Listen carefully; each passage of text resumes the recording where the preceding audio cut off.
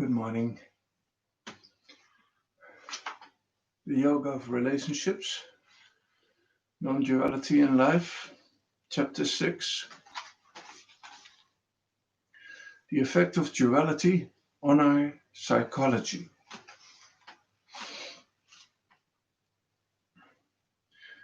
We all come in with certain predisposed tendencies, but the experiences we have with our primary caregivers, and to a lesser extent our extended family and siblings, determine much of what we think and feel.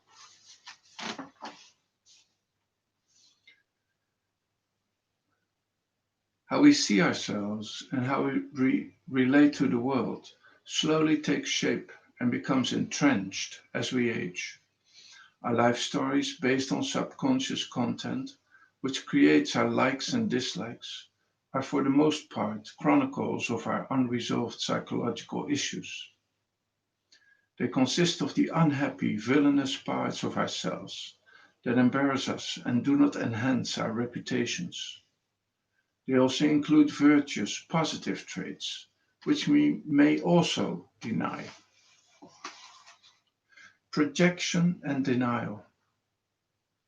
Conscious denial is lying, but normally we don't consciously lie. We're just unaware of how the content of our subconscious causes us to seemingly lie. The dynamic positive and negative habits we picked up in the past always find a way to surface and bless or curse us.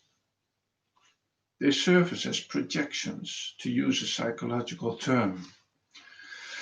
We unconsciously judge ourselves and others in positive and negative ways. In common parlance, we blame. Projections make us feel good about ourselves momentarily, but sadly, they inevitably fill our relationships with endless conflicts.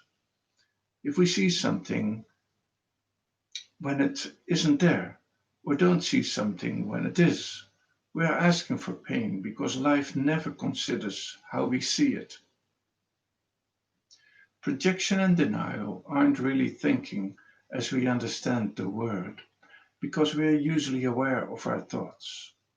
The twin forces of Rajas, the projecting power of desire, and Tamas, the power to cloud or deny, come from the deepest level of the subconscious mind and cause endless suffering. Projection means that ignorance puts a thought in your mind that may or may not correspond to the reality of a given situation.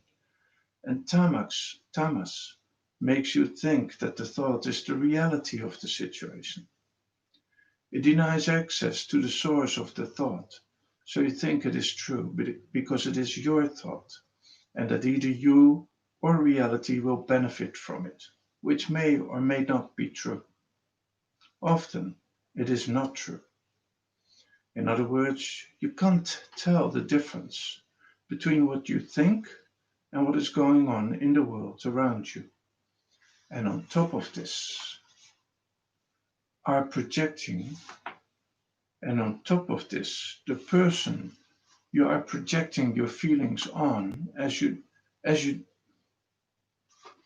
let me have a look. Sorry.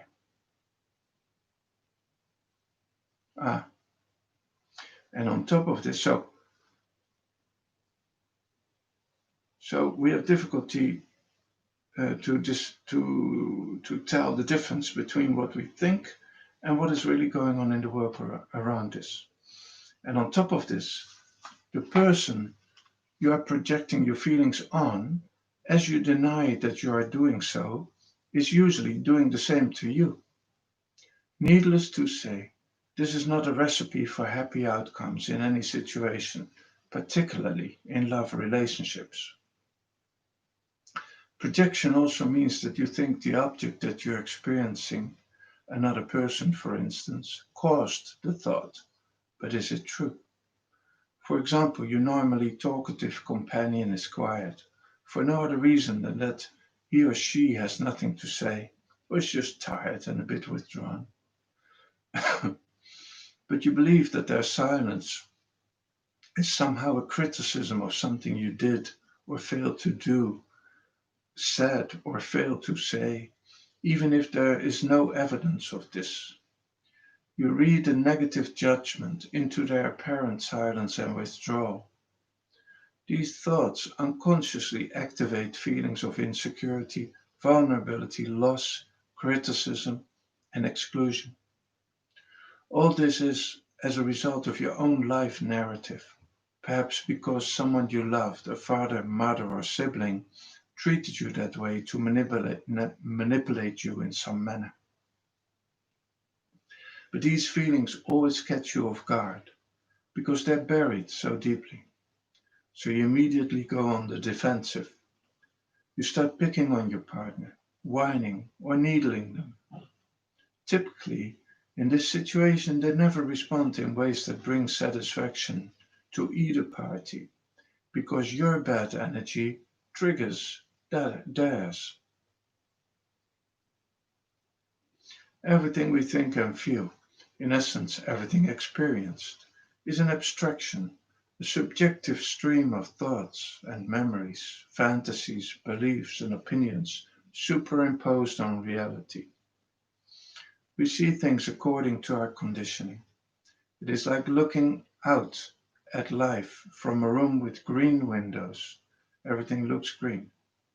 If you are unaware of your conditioning, you will see things as you are, not as they are.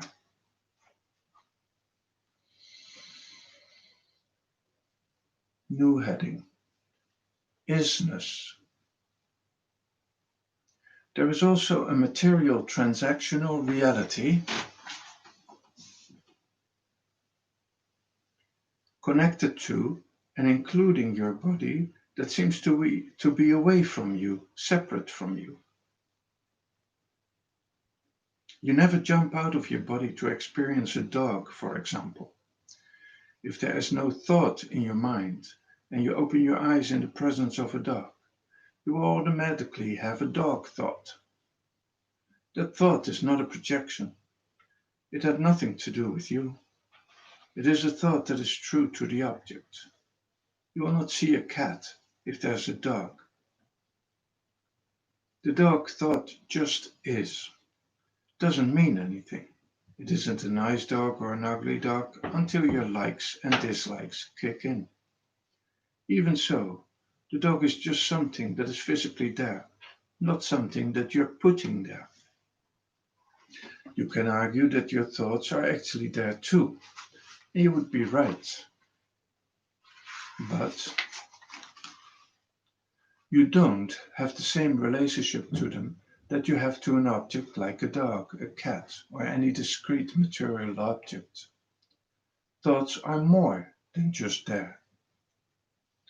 What thoughts mean to us is added by Rajas, Maja's projecting power, with the help of Maja's failing power, Tamas.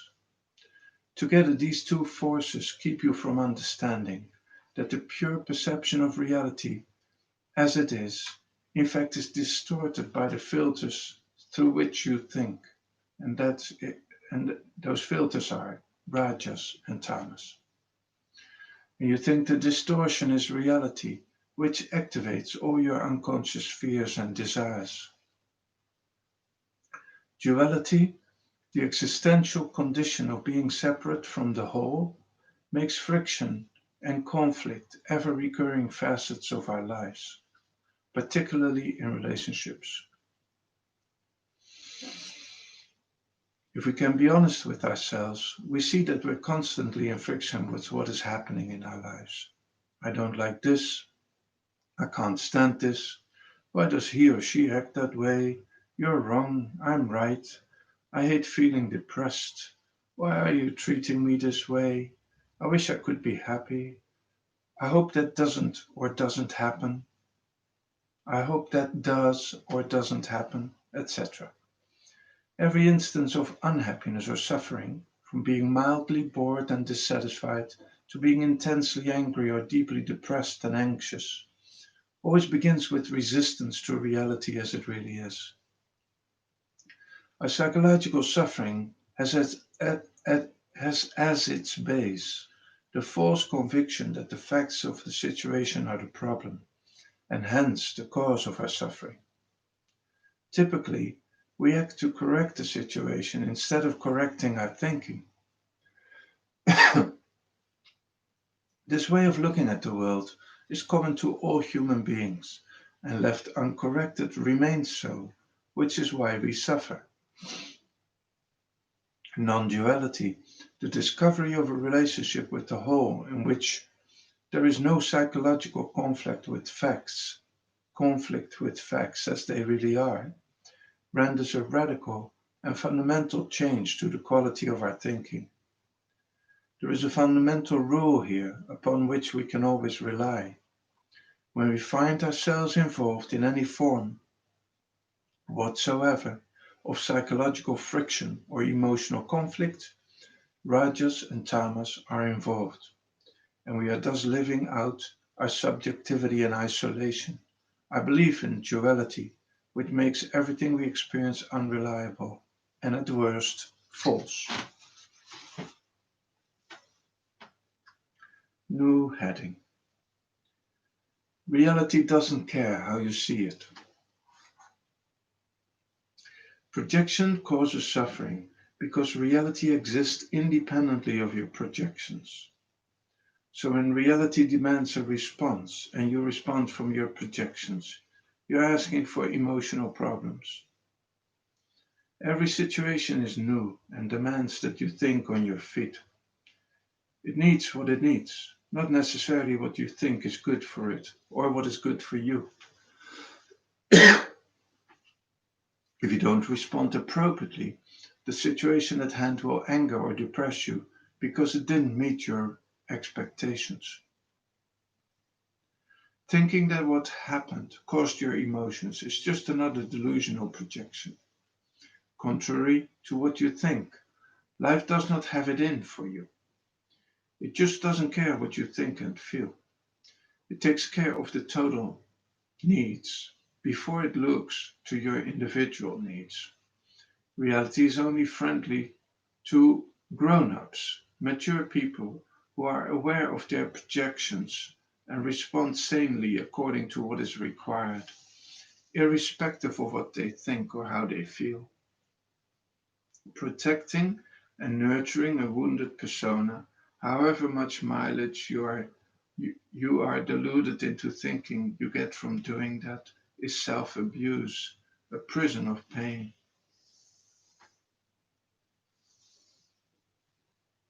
So protecting and nurturing a wounded persona, however much mileage you are deluded into thinking you get from doing that, is self-abuse, a prison of pain.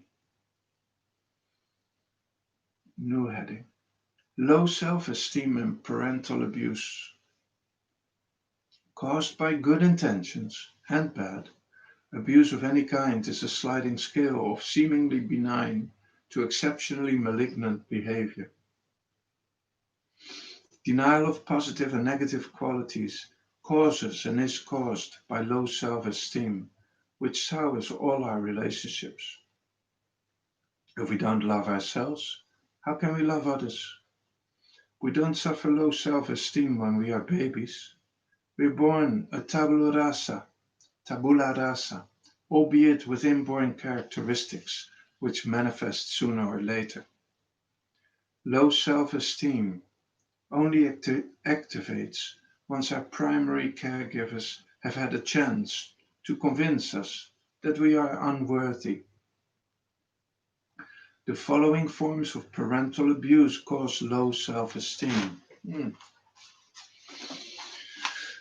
1. Physical, mental, and emotional abuse. If our primary caregivers abused us physically, mentally, or emotionally, we become identified with our wounded persona.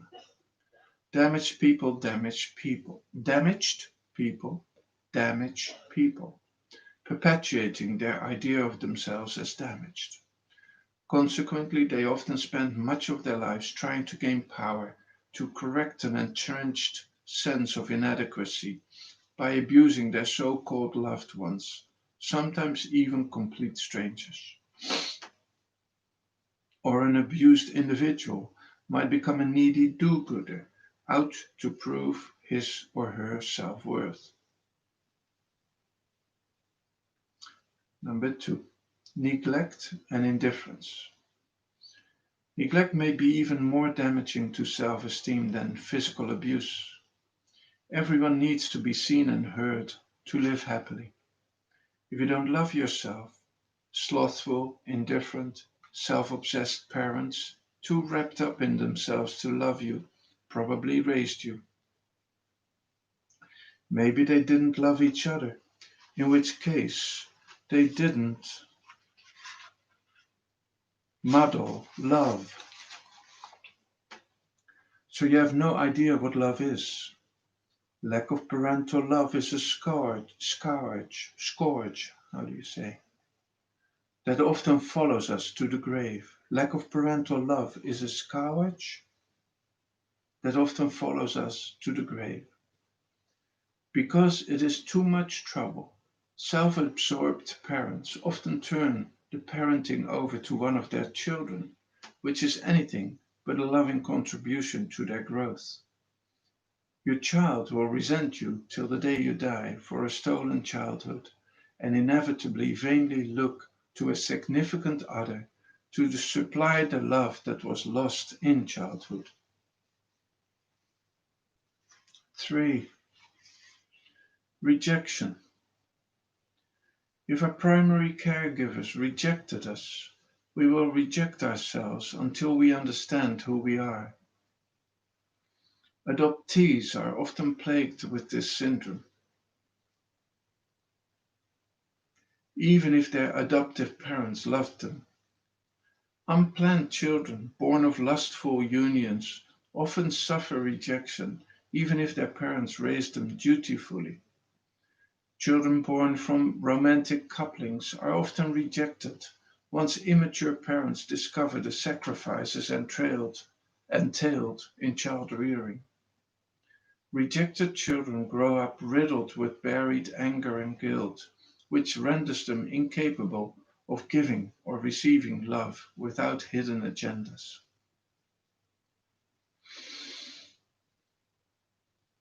Whiners and complainers.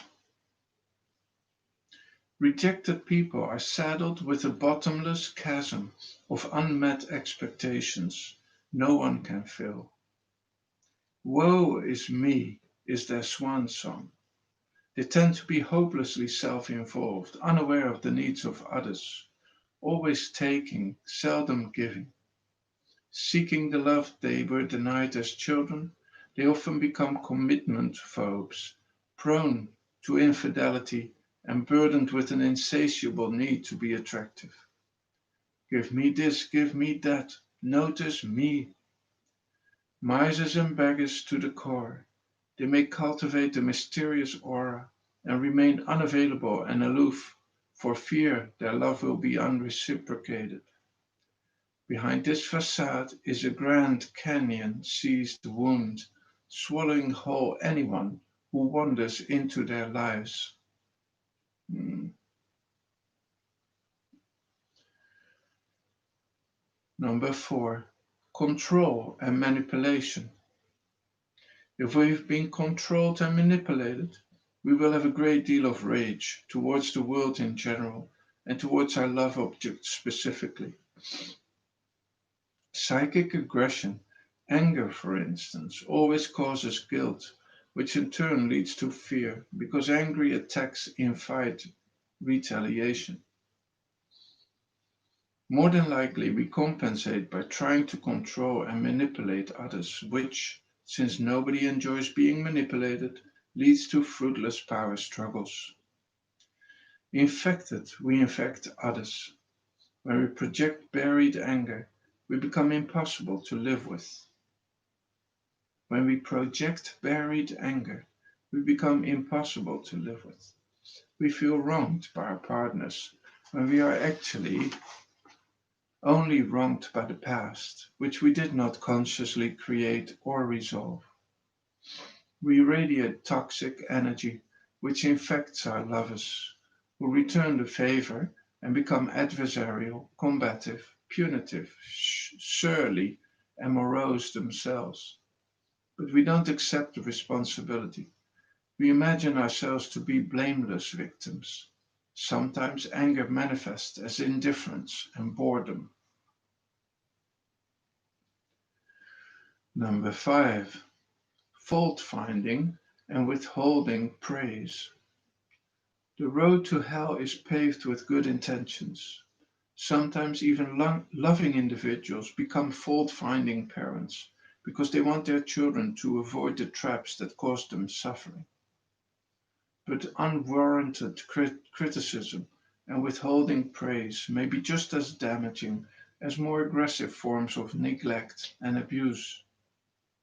To get our parents' approval and the approval of others, we may become hyperactive overachievers. Tiger Woods, one of the greatest golf players of all time, started playing golf at age 3 at the behest of a loving but ambitious father. Woods became an inveterate philanderer and was recently chased out of his mansion with a golf club by his faithful trophy wife.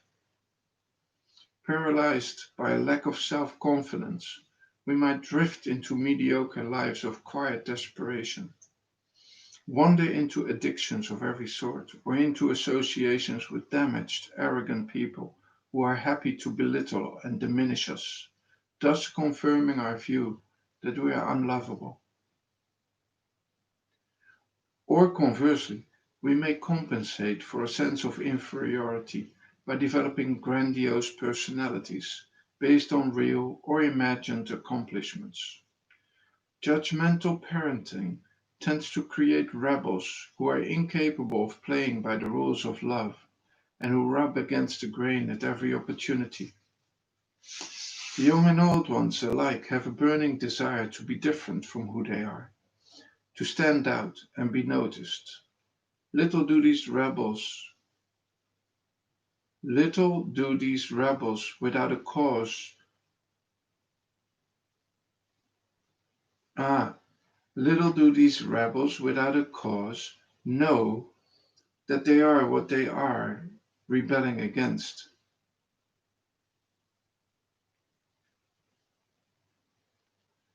Sorry, I have trouble getting this sentence. Little do these rebels without a cause know is that they are what they are is ah sorry. Little do these rebels without a cause know is that they are what they are rebelling against. They are what they are rebelling against. 6. Spoiling. Parenting is not easy, and nobody does it perfectly. It's not enough to feel and to feed and clothe your children. Good parents are mature role models with good values, which give love, guidance, and acknowledgement to their offspring. But if the physical and psychological demands of parenthood keep them from properly taking care of themselves, their self-esteem suffers, and they pass it on to their children. Good parents don't need love from their children. It's not the child's responsibility to make up for the love a parent never received in childhood. Many children, however, are born of love-starved parents who know that to survive, children, like pets, are obliged to love them, who know that to survive, children, like pets, should love them. But once a child becomes conscious of its like and dislikes, its parental love is optional. Exert too much pressure on your children to love you, or deny your child's demands for attention consistently, and you will be begging for their love one day. So afraid of losing their love, you overindulge them and refuse to set boundaries. You may call it love, but it is fear masquerading as love.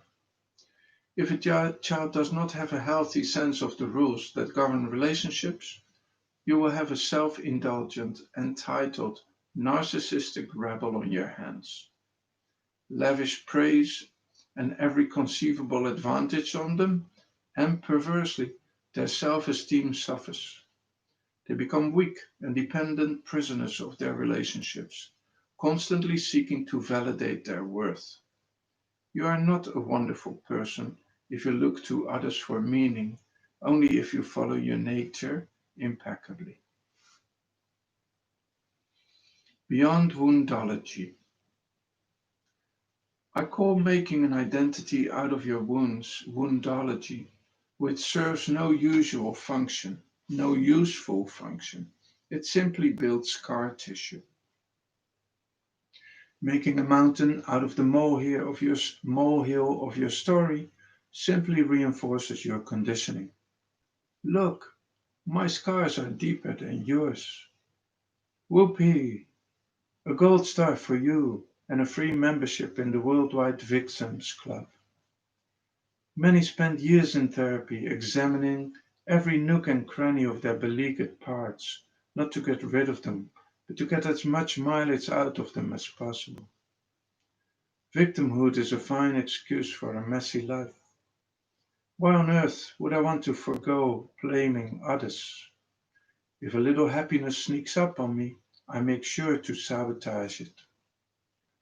You can blame all you like, but blaming reinforces smallness and keeps miserable relationships miserable. Yes, you can blame God, as far as no dysfunctional person would be what they are if they could help it. But blaming God doesn't help either, because God is not going to feel guilty. It seems reasonable to believe that our psychological problems come from whomever we think damaged us in the past. But if you believe this and your love relationships are unfulfilling, I have good news for you. As unpalatable as this truth is, your problems exist because you are not getting what you want from your partner in the present, not from what happened to you in the past. Therefore, to find a way beyond our wounds and bring sane, long-term solutions to our relationships, we need to dig a little deeper and take a realistic look at two bedrock dualities: sex and gender identities. So that's the end of chapter 6 and the introduction to chapter 7, the gender duality, which I'm going to read tomorrow. Let's see. Oh, it's a short chapter. Oops. And then there is, anyway, and it carries on. But have a good day. Tomorrow we'll carry on. Bye.